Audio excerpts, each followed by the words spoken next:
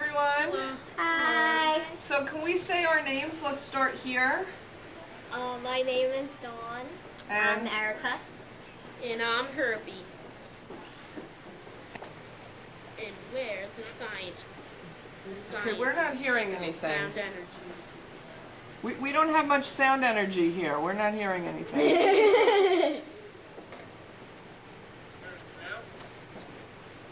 Yep. Yeah, just talk very loud.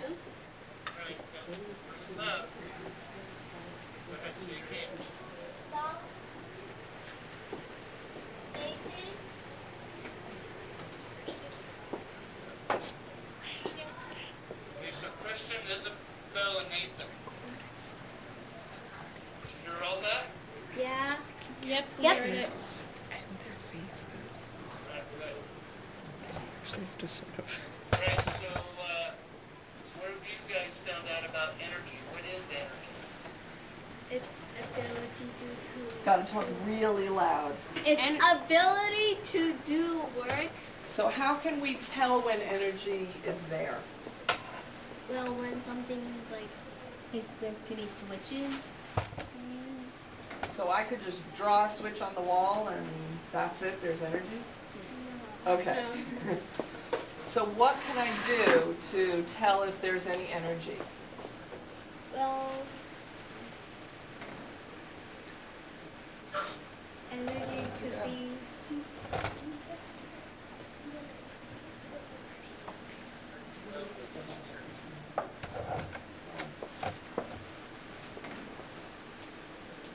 So, oh, I see not a lot of energy happening. On either side of the Skype call, not a lot of energy. I think there was a lot of energy happening. Yeah, move around. So what's energy then? All right, it has to do with movement. Okay, so when things are moving, there's energy, except that you have kind of a weird energy, right? Yeah. What's your form of energy? Sound. And when things move, can we get sound? Yeah.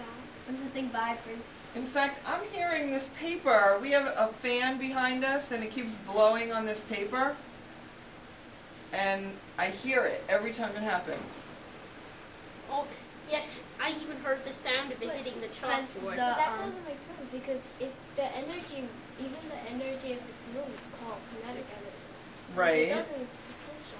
Right, but it could How still be is- sound energy. Well, Potential and kinetic. Okay, let's make sure we understand this. Potential and kinetic energy means it's either the energy is either there and being used, or it's there and not being used. That's all it means. And it works for any kind of energy at all. It's either, I'm going to pull up a chair right here so I can find it. The energy is either there and being used, or it's not there, or it's there and not being used. So when I turn that fan off, it's potential. But as soon as I turn it on, it's kinetic. right, is that sound energy? Yes. Well, yes, it's sound energy. Because I could hear it. We can hear it, but what makes the fan move? Is it sound that makes the fan move? No, No, it's electricity. Electricity makes. Right, so that's electrical energy being converted into sound energy, and if I went over there my hair would blow. Yeah. And So what? and wind That's and wind. wind energy. Right. So it's being changed from electrical energy to sound energy and wind energy. And if you put your hand up there on the motor, what would you feel on the motor? Air. No? Vibration. On the motor of the, any kind of motor that you hold on to. Vibration. You'd feel vibration, but I'm thinking it would be hot. Yeah, it's going to get hot, right? So it's also makes Actually, it's nice and cool. it makes heat and it makes sound. How does it make sound? What's making sound? Because we just said that energy is when things move. What is sound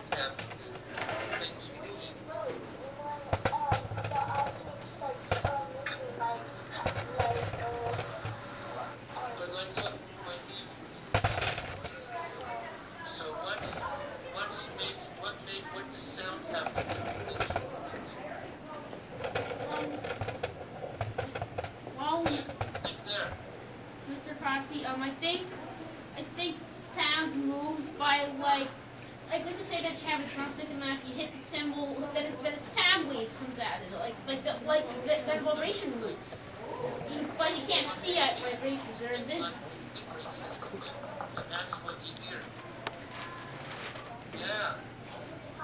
Yeah. Any sound that happens sends out sound waves, and that's making vibrations, and the air is moving. In fact, if you're in a vacuum, you wouldn't hear the sound because there's no air or anything to make vibrate. This the sound travels better in water because there's more molecules to move, and so it travels even better. So, No, you don't hear if you were in a vacuum. We've sucked all the air out, and there's no air. Then, like in space, they can hear it because they have a radio in their headsets. But if they didn't have that, they could be right next to each other yelling, and they wouldn't hear it because there's nothing to vibrate. in fact, My mouth. there used to be a movie that was like it was a scary movie about space, and in space no one can hear you scream. That was what they said. So I just listened to a podcast recently where the person who did the podcast talked about the ability of sound to actually get something to move. Because sound is an unusual energy force, because we don't tend to see it, we tend to hear it, and we don't tend to feel it, we tend to hear it. But we can use sound to get things to move. And we can use very loud sounds, like if you actually had like a very thin membrane, like a drum, kind of, and you banged on it really, really loud, you would get that vibration, right? And this whole podcast was about, could they get a wall to fall down with sound? It sounds like something they do on Mythbusters. It wasn't Mythbusters, but it was just like that. It was a really cool podcast. They decided if it was a dirt wall, they'd be able to... Like a car, you put your hands on the car, you feel it, and that's just sound, making all that vibration.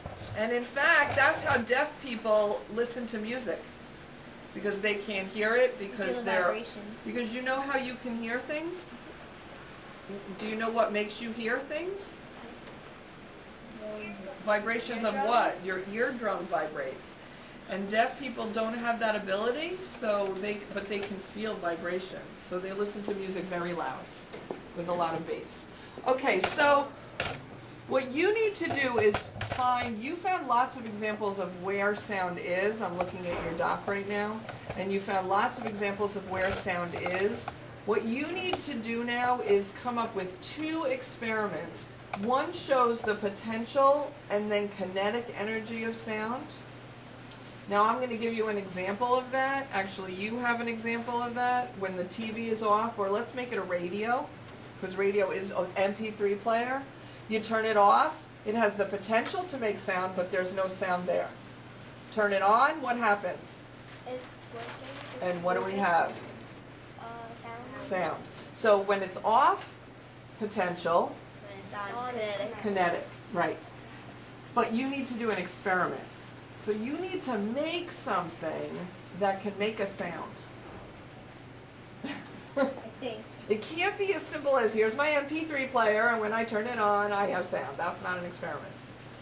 You need to make something that can make a sound. Well, maybe what? That's what you need to figure out. So can you in your doc write that at the top? Could somebody write that at the top? That one thing you have to do is make something that makes a sound. I think they're doing it. Are you typing that, Mr. Crosby's class? Who wants to do it, or you? You can do it. Right, go ahead, Nathan. What are you writing? You need to make an experiment where you make something that makes sound. Write that down. That's what you're writing down. Wait, Okay, type it up. class? It's like, you know how there's like 2 classes? Wait, there is it 3 classes? Wait, I'm not, no, it's only 2.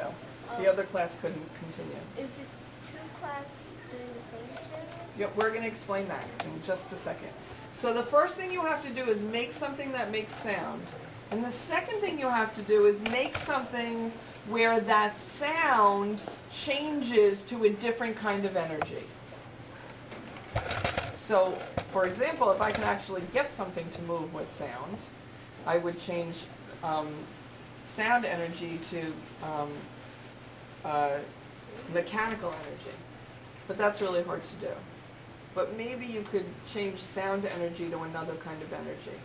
So you make a sound and something happens. Like you can actually make something vibrate. That would be going from sound energy to mechanical energy to make something vibrate. But you can try to think of that. So those are the 2 experiments you have to do. Make something that makes a sound. Do we have that in here? Was it written in here? We're not seeing it. Oh, there it is. Here it is. Oh. And the second thing you have to do is make something where sound changes to another kind of energy.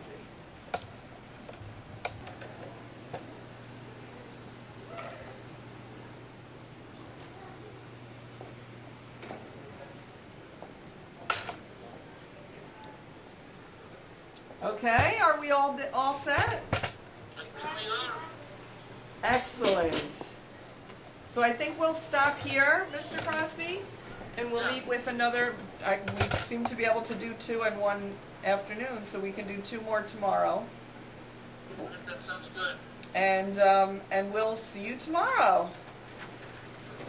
Bye, everybody. Bye. See you later.